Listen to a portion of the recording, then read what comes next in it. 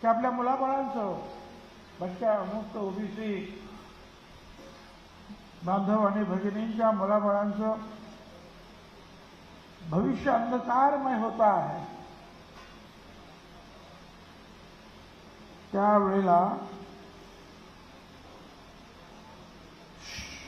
एक धक्का लागून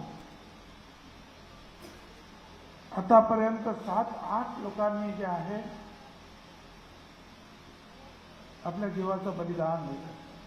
चिठ्ठी लिहू हे आमचं ओबीसी संपलं, आमचं भविष्य संपलं, आमच्या मुलाबाळांचं भविष्य संपलं। 11 सप्टेंबरला महादेव कराड वंजारी समाजाचा, 14 सप्टेंबरला गोरख देवडकर कुंभार, त्याच दिवशी नागनाथ कांगणे वंजारी परत, 15 तारखेला धनंजय नाथा गोरे माळी समाज, 16 तारखेला माणिक डोईफोडे वंजारी समाज, निवृत्ती यादव 17 तारखेला अंबेजोगाई बर्दापूर माळी समाज। या सगळ्यांनी जे आहे आपल्या आपलं बलिदान दिलं, आत्महत्या।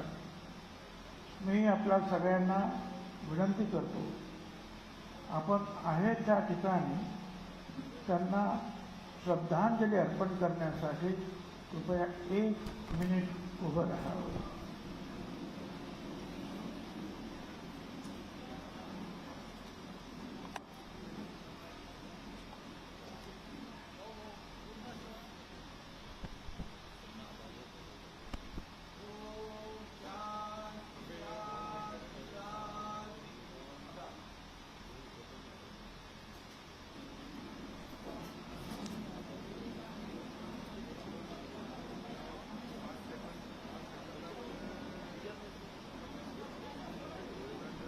मला विशेषतः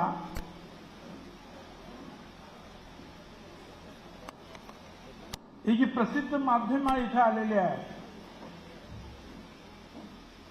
मीडियाचे लोक, त्यांना विशेषतः सांगायचं आहे की एक बातमी अशी येते आहे की हायकोर्टानं मराठा GRच्या विरुद्धचं तक्रार जी होती ती फेटाळली आणि मराठा समाजाचा मोठा विजय झाला, अशा बातम्या येत आहेत। मीडिया मंडळींनी नीट ऐकून घ्या।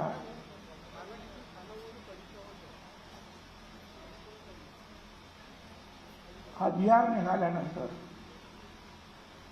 अनेकांनी आपापल्या पद्धतीनं जे आहे हायकोर्टाकडे धाव घेतली।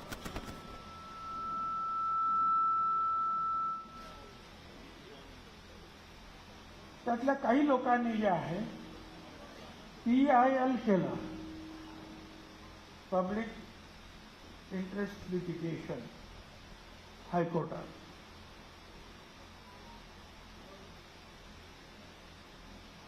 आम्ही त्यांना सांगितलं की हे चुकीचं होईल, म्हणजे आमचे जे वकील होते, अनेक वकिलांशी जे आहे आम्ही 8-10 दिवस समीर भाऊ आणि ते रात्रंदिवस चर्चा करतात। त्यांनी सांगितलं आपल्याला ट्रायल नाही करायचं, आपल्याला रीट करायचं, ते कोर्टातले जे आहेत विषय आहे। आणि मग काय करायचं? मग ज्यांनी PIL केले होते त्यांनी परवानगी मागितली की ठीक आहे, आम्हाला तिकडे रीट करण्यासाठी आम्हाला मुभा द्यावी। आणि त्यावेळेला जे आहे कोर्टाने सांगितलं त्यापेक्षा जे आहे मी आता इथे तुम्हाला नाकारतो, तुम्ही रीटमध्ये जा। त्यामुळे चुकीचा गैरसमज लोकांमध्ये पसरतोय। आतापर्यंत आम्ही 4 ते 5 रीट ॲप्लिकेशन्स केलेली आहेत। एक केलेला आहे कुणबी सेनेच्या वतीनं, दुसरं केलेलं आहे हे नाभिक समाजाच्या वतीनं, तिसरं माळी महासंघाच्या वतीनं केलेलं आहे। चौथं समता परिषदेचे आमचे एक अधिकारी आहे मंडळी, त्यांच्या वतीनं केलेला आहे. असे आणखी 2-4 असे 5-7 रीट ज्याला आपण म्हणतो ते आपण केलेले आहे. आणि आता त्याचे सुनावणी सुरू होईल आणि अतिशय काळजीपूर्वक जे आहे ते सगळे रीट आपण त्यांनी केलेले आहेत. त्यांचे वकील काळजीपूर्वक आपण नेमलेले आहेत, अतिशय उत्कृष्ट आहेत. आणि मला खात्री आहे की निश्चितपणे आपली मागणी आहे, एक तर हा GR मागे घ्या तेव्हा आवश्यक त्या सुधारणा त्या GR मध्ये करा, ही आपली मागणी आहे. त्याच्यामध्ये मला वाटतं की निश्चितपणे जे आहे आम्हाला यश मिळाल्याशिवाय राहणार.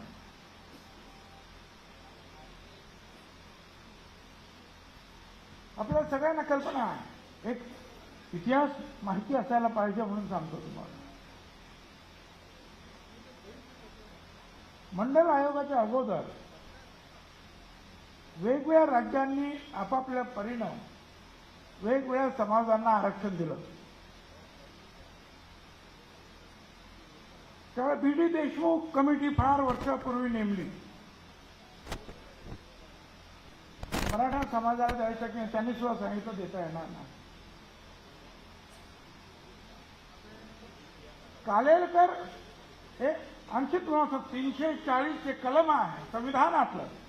बाबासाहेब आंबेडकरांनी म्हटलेलं आहे की हा OBC समाज ज्याच्यामध्ये आज देशामध्ये हजारो जाती आहेत, आपल्या इथे 374 जाती आहेत. हा अतिशय गरीब आहे, अडचणीतला आहे. त्यांची माहिती गोळा करा, आयोग निर्माण करा आणि यांना आरक्षण द्यायला पाहिजे. 341 मध्ये त्यांनी दलित समाजाला आरक्षण द्या म्हणून सांगितलं. 342 मध्ये आदिवासी समाजाला द्या म्हणून सांगितलं. 1.5-2 वर्ष झाल्यानंतर सुद्धा भारत सरकारनं आयोग नेमला नाही. म्हणून बाबासाहेब आंबेडकरांनी भारत सरकारचा जो राजीनामा दिला त्याच्यामध्ये त्यांनी जी 3-4 कारणं लिहिली, त्याच्यामध्ये हे एक प्रमुख कारण होतं की मी सांगून सुद्धा त्या गरीब समाजासाठी आयोग नेमला गेला नाही. मग कालेलकर आयोग नेमला. कालेलकर आयोगाने सांगितलं की हो, यांना मदत केली पाहिजे, आरक्षण दिलं पाहिजे.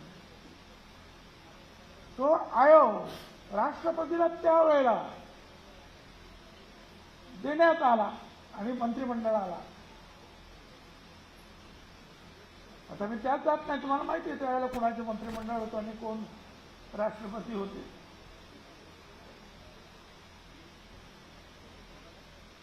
गेल्यानंतर त्यांना परत कालेलकरांना सांगण्यात आलं ये आपने ऐसा क्यों किया, गलत किया.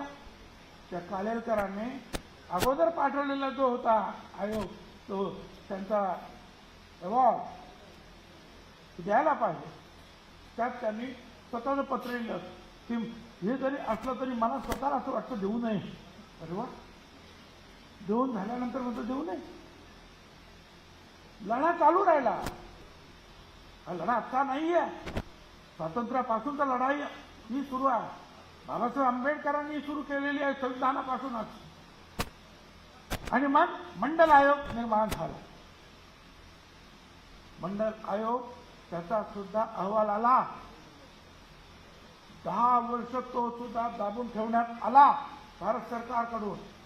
आणि ज्या वेळेला VP सिंग साहेब प्रधानमंत्री होते त्यावेळेला तो आयोग त्यांनी बाहेर काढला आणि सांगितलं की हा रिपोर्ट, हा कमिशनचा रिपोर्ट मी मान्य करत आहे आणि OBCना आरक्षण देत आहे.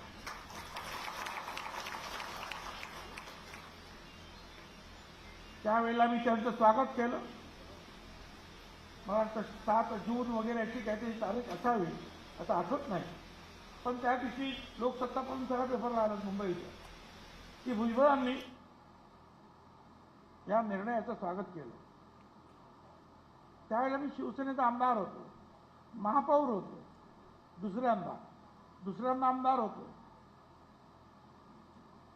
मी अभिनंदन केलं, वर्तमानपत्र छापून आलं आणि तिथे जे आहे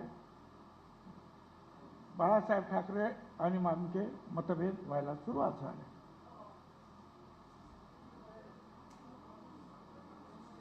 आणि नंतर वाढत गेलं ते. आता मी